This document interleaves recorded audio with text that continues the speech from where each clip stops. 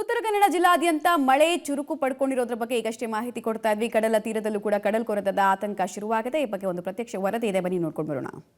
ಕರಾವಳಿಯಾದ್ಯಂತ ಅತ್ಯಂತ ಹೆಚ್ಚು ಮಳೆ ಆಗುವಂತಹ ಸಾಧ್ಯತೆಯನ್ನು ಹವಾಮಾನ ಇಲಾಖೆ ನೀಡಿದೆ. ಅದರಲ್ಲಿಯೂ ಅರಬ್ಬಿ ಸಮುದ್ರ ಭಾಗದಲ್ಲಿ ಹೆಚ್ಚಿನ ಅಲೆಗಳು ಏಳುವಂಥದ್ದು, ಹಾಗೆ ಗಾಳಿಯ ಪ್ರಮಾಣ ಹೆಚ್ಚಿರುತ್ತೆ ಅನ್ನುವಂತಹ ಸೂಚನೆಯನ್ನು ಹವಾಮಾನ ಇಲಾಖೆ ತೋರಿಸಿದೆ. ನಾವಿವತ್ತು ಕಾರವಾರದ ಕಡಲ ತೀರ ಭಾಗದಲ್ಲಿದ್ದೀವಿ. ನೀವು ನೋಡ್ಬೋದು, ಇಲ್ಲಿ ಈ ಭಾಗದಲ್ಲಿ ಅಲೆಗಳ ಅಬ್ಬರ ಅತಿ ಹೆಚ್ಚು ಆಗ್ತಾ ಇರುವಂಥದ್ದು. ಕಳೆದ 2 ದಿನಗಳಿಗೆ ಹೋಲಿಸಿದರೆ ಇವತ್ತು ಅಲೆಗಳ ಅಬ್ಬರ ಪ್ರಮಾಣ ಹೆಚ್ಚಾಗಿರುವಂಥದ್ದು. ಯಾಕೆಂದರೆ ಈಗಾಗಲೇ ಹವಾಮಾನ ಇಲಾಖೆ ಒಂದು ಸೂಚನೆ ನೀಡಿತ್ತು. ಸುಮಾರು 45ರಿಂದ 55 ಕಿಲೋಮೀಟರ್ ವೇಗದಲ್ಲಿ ಗಾಳಿ ಬೀಸ್ತದೆ. ಅದರ ಜೊತೆಗೆ ಅಲೆಗಳ ಅಬ್ಬರವೂ ಕೂಡ ಹೆಚ್ಚಾಗ್ತದೆ. ಹೀಗಾಗಿ ಸಮುದ್ರ ಭಾಗದಲ್ಲಿ ಸಾಂಪ್ರದಾಯಿಕ ಮೀನುಗಾರಿಕೆಯನ್ನು ಮಾಡುವಂತಹ ಮೀನುಗಾರರಿಗೆ ನಿರ್ಬಂಧವನ್ನು ಹೇರಿತ್ತು. ಆದರೆ ಈಗ ನೀವು ನೋಡ್ಬೋದು, ಈಗ ಹೆಚ್ಚಿನ ಗಾಳಿ ಈ ಭಾಗದಲ್ಲಿ ಬರ್ತಾ ಇರುವಂಥದ್ದು, ಜೊತೆಗೆ ಅಲೆಗಳ ಅಬ್ಬರವೂ ಕೂಡ ಹೆಚ್ಚಾಗಿರೋದ್ರಿಂದ ಕಡಲ ತೀರ ಭಾಗದಲ್ಲಿ ಹೆಚ್ಚಿನ ಒಂದು ಕಡಲ ಕೊರೆತ ಪ್ರಾರಂಭವಾಗಿರುವಂಥದ್ದು ನೀವು ನೋಡ್ಬೋದು. ಈ ಭಾಗದಲ್ಲಿ ರೆಡ್ ಅಲರ್ಟ್ ಇರುವಂಥದ್ದು, ಯಾಕೆಂದರೆ ಉತ್ತರ ಕನ್ನಡ ಜಿಲ್ಲೆಯಲ್ಲಿ 25ನೇ ತಾರೀಕು ಇವತ್ತು ರೆಡ್ ಅಲರ್ಟ್ ಇರುವಂಥದ್ದು. ಅದನ್ನು ಹೊರತುಪಡಿಸಿದರೆ ನಾಳೆಯಿಂದ ಆರೆಂಜ್ ಅಲರ್ಟ್ ಇರುವಂಥದ್ದು. ನೀವು ನೋಡ್ಬೋದು ಈ ಭಾಗದಲ್ಲಿ ಯಾವ ರೀತಿಯಲ್ಲಿ ಕಡಲಿನ ಅಬ್ಬರ ಹೆಚ್ಚಾಗಿದೆ. ಅದರಲ್ಲಿಯೂ ಕೂಡ ನೀವು ನೋಡ್ಬೋದು ಪ್ರವಾಸಿಗರು ಬರ್ತಾರೆ. ಇನ್ನು ಉಡುಪಿ ಜಿಲ್ಲೆಯಲ್ಲೂ ಕೂಡ ಆರೆಂಜ್ ಅಲರ್ಟ್ ಅನ್ನ ಘೋಷಿಸಲಾಗಿದೆ. ಇಲ್ಲೂ ಕೂಡ ಕಳೆದ 2 ದಿನಗಳಿಂದ ವ್ಯಾಪಕವಾಗಿ ಮಳೆ ಆಗ್ತಾ ಇದೆ. ಉಡುಪಿ ಜಿಲ್ಲೆಯ ಎಲ್ಲಾ ಬೀಚ್ಗಳಲ್ಲೂ ಕೂಡ ರೆಡ್ ಅಲರ್ಟ್ ಇದೆ.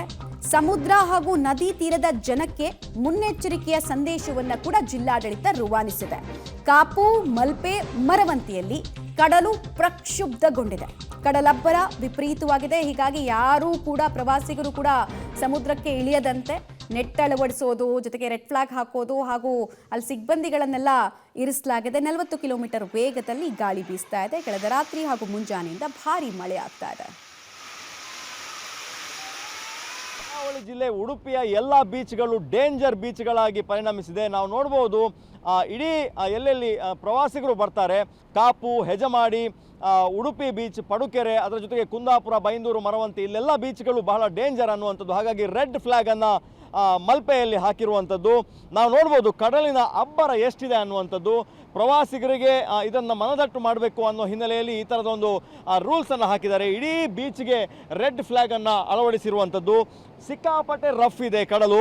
ನಾವು ನೋಡ್ಬೋದು ದೃಶ್ಯಗಳಲ್ಲಿ, ಕೇವಲ 2-3 ದಿವಸದಲ್ಲಿ ಈ ಥರದ ಒಂದು ರಫ್ನೆಸ್ ಬಂದಿರುವಂಥದ್ದು ಬೀಚ್ಗೆ. ಇಡೀ ಕಡಲು ಪುಡಿಯಾಗಿದೆ. ಸುಮಾರು 6-7 ಕಿಲೋಮೀಟರ್ ದೂರದ ದೃಶ್ಯಗಳನ್ನು ನಾವು ನೋಡ್ತಾ ಇದ್ದೇವೆ. ಯಾವಾಗಲೂ ಮಲ್ಪೆಯಲ್ಲಿ ನಮಗೆ ಅಲೆಗಳು ನೋಡಬೇಕಂದ್ರೆ ಕೇವಲ ಒಂದು 100-200 ಮೀಟ್ರಲ್ಲಿ ಅಲೆಗಳು ಏಳ್ತದೆ ಮತ್ತು ಬಂದು ದಡಕ್ಕೆ ಅಪ್ಪಳಿಸ್ತದೆ. ಇದನ್ನು ಮೋಜು ಮಸ್ತಿಯಾಗಿ ಜನ ಬಳಸ್ಕೋತಾರೆ. ಆದರೆ ಇವತ್ತಿನ ದೃಶ್ಯವನ್ನು ನಾವು ನೋಡ್ಬೋದು, ಸುಮಾರು 5-6 ಕಿಲೋಮೀಟರ್ ದೂರದಲ್ಲೇ ದೊಡ್ಡ ದೊಡ್ಡ ಗಾತ್ರದ ಅಲೆಗಳು ಬಂದು ಅಪ್ಪಳಿಸಿ ಇರುವಂಥದ್ದು ನಾವು ನೋಡ್ಬೋದು. ಸೈಂಟ್ ಮೇರಿಸ್ ಭಾಗದಲ್ಲಿ ಯಾವ ಥರದ ಅಲೆಗಳು ಇವೆ ಅನ್ನುವಂಥದ್ದು. ಅಂದರೆ ಸುಮಾರು ಮಲ್ಪೆಯಿಂದ ಅಲ್ಲಿಗೆ 6-7 ಕಿಲೋಮೀಟರ್ ಸಂಚಾರ ಮಾಡಿದರೆ ಸೈಂಟ್ ಮೇರಿಸ್ ದ್ವೀಪಕ್ಕೆ ಹೋಗ್ಬೋದು.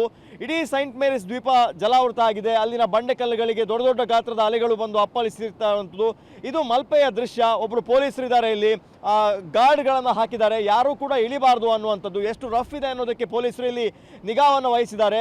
ಒಂದು ದೊಡ್ಡ ಮೀನುಗಾರಿಕಾ ದೋಣಿಯವರೆಗೂ ಕೂಡ ಅಪ್ಪಳಿಸ್ತಾ ಇದೆ ಅಲೆಗಳು ಬಂದು ಅನ್ನುವಂಥದ್ದು. ಅಂದರೆ ಸಣ್ಣ ಪುಟ್ಟ ನಾಡ ದೋಣಿಗಳನ್ನು ತೆಗೆದು ಮೇಲಕ್ಕೆ ಹಾಕಿದ್ದಾರೆ. ಇದು ಸ್ವಲ್ಪ ದೊಡ್ಡ ಇರುವಂತಹ ಮೀನುಗಾರಿಕಾ ಬೋಟು, ಇದಕ್ಕೆ ಬಂದು ನೀರು ಅಪ್ಪಳಿಸ್ತಾ ಇದೆ. ಕೇವಲ ನೀರು ದಡಕ್ಕೆ ಮಾತ್ರ ಅಲ್ಲ, ಮಲ್ಪೆ ಬೀಚ್ನವರೆಗೆ, ಸ್ಟೇಜ್ನವರೆಗೂ ಕೂಡ ನೀರು ದಾಟ್ಕೊಂಡು ಹೋಗ್ತಾ ಇರುವ ದೃಶ್ಯಗಳನ್ನು ನಾವು ನೋಡ್ಬೋದು.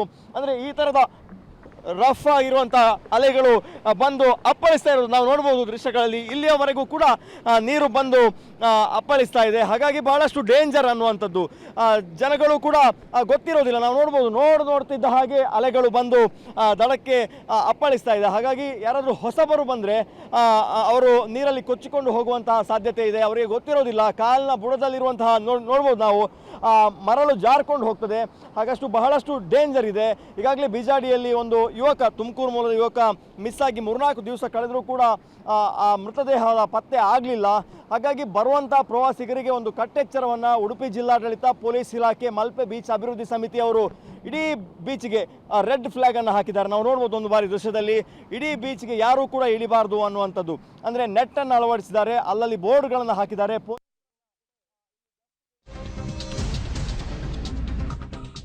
ಮಂಗಳೂರಿನ ಉಳ್ಳಾಲದ ಬಟ್ಟಪಾಡಿಯಲ್ಲಿ ಕಡಲ್ ಕೊರೆತ ಉಂಟಾಗಿದೆ. ಬೃಹತ್ ಅಲೆಗಳಿಂದ ಅರಬ್ಬಿ ಸಮುದ್ರ ಪ್ರಕ್ಷುಬ್ಧಗೊಂಡಿರೋದ್ರ ಬಗ್ಗೆ ಮಾಹಿತಿ ಲಭ್ಯ ಆಗ್ತಾ ಇದೆ. ಕಡಲ್ಕೊರೆತದಿಂದ ಅಲ್ಲಿನ ನಿವಾಸಿಗಳಲ್ಲಿ ಸಹಜವಾಗಿ ಆತಂಕ ಹೆಚ್ಚಾಗ್ತಾ ಇದೆ. ಹಾನಿಯ ಪ್ರಮಾಣ ಹೆಚ್ಚಳ ಆಗ್ಬಿಟ್ರೆ ಹೇಗೆ ಅಂತ ಹೇಳಿ ಉಳ್ಳಾಲದಲ್ಲಿ ಪ್ರತಿ ವರ್ಷ ಈ ಸಮಸ್ಯೆ ಇದ್ದೇ ಇದೆ. ಘಟ್ಟದಲ್ಲಿ ನಿರಂತರವಾಗಿ ಭಾರಿ ಮಳೆ ಸುರಿಯುತ್ತಿದೆ. ಅದರ ಜೊತೆಗೆ ದಕ್ಷಿಣ ಕನ್ನಡ ಜಿಲ್ಲೆಯಲ್ಲೂ ಬಿಟ್ಟು ಬಿಟ್ಟು ಮಳೆ ಆಗ್ತಾ ಇದೆ. ನಿರಂತರ ಮಳೆಯಿಂದಾಗಿ ಕರಾವಳಿಯ ಕಡಲ ತಡಿಗಳಲ್ಲಿ ಅಬ್ಬರ ಹೆಚ್ಚಾಗಿದೆ. ನಾವು ಗಮನಿಸಬಹುದು, ನಾವು ಮಂಗಳೂರಿನ ಉಳ್ಳಾಲ ತಾಲೂಕಿನ ಬಟ್ಟಕ್ಕೋಡಿ ಅನ್ನೋ ಪ್ರದೇಶದಲ್ಲಿದೆ, ಬಟ್ಟಪ್ಪಾಡಿ ಪ್ರದೇಶದಲ್ಲಿ.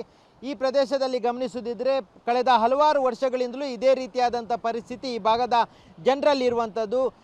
ಈ ಬಾರಿಯೂ ಅದೇ ರೀತಿಯಾದಂಥ ಕಡಲ ಕೊರೆತ ಆರಂಭ ಆಗಿದೆ.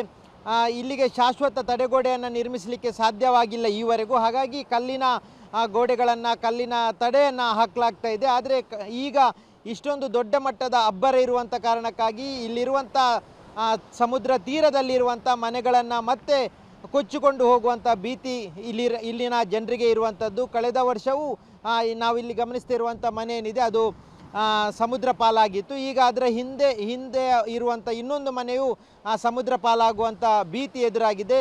ನಿರಂತರವಾಗಿ ಮಳೆ ಸುರಿದರೆ ಮತ್ತಷ್ಟು ಕಡಲಿನ ಅಬ್ಬರ ಹೆಚ್ಚಾಗುತ್ತೆ. ಹಾಗಾಗಿ ಆ ಸಂದರ್ಭದಲ್ಲಿ ಮತ್ತೆ ಕೊರೆತ ಉಂಟಾದಂಥ ಸಂದರ್ಭದಲ್ಲಿ ಮತ್ತೆ ಈ ಮನೆಗಳೆಲ್ಲ ಸಮುದ್ರ ಪಾಲಾಗುವಂಥ ಭೀತಿ ಇದೆ. ಕಳೆದ ಹಲವಾರು ವರ್ಷಗಳಿಂದಲೂ ಮುಖ್ಯಮಂತ್ರಿ ಸೇರಿದಂತೆ ಹಲವಾರು ರಾಜಕಾರಣಿಗಳು, ಅಧಿಕಾರಿಗಳು ಬಂದು ಈ ಭಾಗಕ್ಕೆ ಭೇಟಿ ನೀಡ್ತಾರೆ. ಆದರೆ ಯಾವುದೇ ರೀತಿಯಾದಂಥ ಶಾಶ್ವತ ಪರಿಹಾರ ಆಗಿಲ್ಲ. ಇಲ್ಲಿ ಇರುವಂಥ ನಿವಾಸಿಗಳನ್ನು ಸ್ಥಳಾಂತರ ಮಾಡುವಂಥ ಕೆಲಸಗಳು ಆಗಿಲ್ಲ. ಇಲ್ಲಿ ಇವತ್ತಿಗೂ ಇಂದಿನಿಂದ 5 ದಿನಗಳ ಕಾಲ ರಾಜ್ಯದಲ್ಲಿ ವ್ಯಾಪಕವಾಗಿ ಮಳೆ ಆಗುತ್ತೆ ಅನ್ನೋ ಮುನ್ಸೂಚನೆಯನ್ನ ಹವಾಮಾನ ಇಲಾಖೆ ಕೊಡ್ತಾ ಇದೆ. ಇಂದು ಕರಾವಳಿ, ದಕ್ಷಿಣ ಒಳನಾಡು ಪ್ರದೇಶಗಳಲ್ಲಿ ಆರೆಂಜ್ ಅಲರ್ಟ್ ಅನ್ನ ಕೂಡ ಕೊಡಲಾಗಿದೆ. ಉತ್ತರ ಒಳನಾಡು ಪ್ರದೇಶಗಳಿಗೆ ಯೆಲ್ಲೋ ಅಲರ್ಟ್ ಕೊಟ್ಟಿದ್ರೆ ಬೆಂಗಳೂರಿನಲ್ಲೂ ಕೂಡ ಮುಂದಿನ 3 ದಿನಗಳ ಕಾಲ ಸಾಧಾರಣ ಮಳೆಯ ಎಕ್ಸ್ಪೆಕ್ಟೇಷನ್ ಅನ್ನ ಅಥವಾ ಪ್ರೆಡಿಕ್ಷನ್ ಅನ್ನ ಹವಾಮಾನ ಇಲಾಖೆ ಮಾಡ್ತಾ ಇದೆ. ಎಲ್ಲೆಲ್ಲಿ ಆರೆಂಜ್ ಅಲರ್ಟ್, ಎಲ್ಲೆಲ್ಲಿ ಯೆಲ್ಲೋ ಅಲರ್ಟ್ ಅನ್ನೋದನ್ನ ಇನ್ನೊಂದ್ಸಲ ಹೇಳೋದಾದ್ರೆ, ಆರೆಂಜ್ ಅಲರ್ಟ್ ಕೊಟ್ಟಿರುವಂತಹ ಜಿಲ್ಲೆಗಳು ದಕ್ಷಿಣ ಕನ್ನಡ, ಉಡುಪಿ, ಕೊಡಗು, ಶಿವಮೊಗ್ಗ, ಮಂಡ್ಯ, ಚಿಕ್ಕಬಳ್ಳಾಪುರ, ಜೊತೆಗೆ ದೊಡ್ಡಬಳ್ಳಾಪುರ, ಬೆಂಗಳೂರು ಗ್ರಾಮಾಂತರ. ಹಾಗೂ ಯೆಲ್ಲೋ ಅಲರ್ಟ್ ಘೋಷಣೆ ಆಗಿರುವಂತಹ ಜಿಲ್ಲೆಗಳು ಬಾಗಲಕೋಟೆ, ಗದಗ್, ಬೀದರ್, ರಾಯಚೂರು, ಬಳ್ಳಾರಿ, ಯಾದಗಿರಿ ಅನ್ನೋದು ಗೊತ್ತಾಗ್ತಾ ಇದೆ.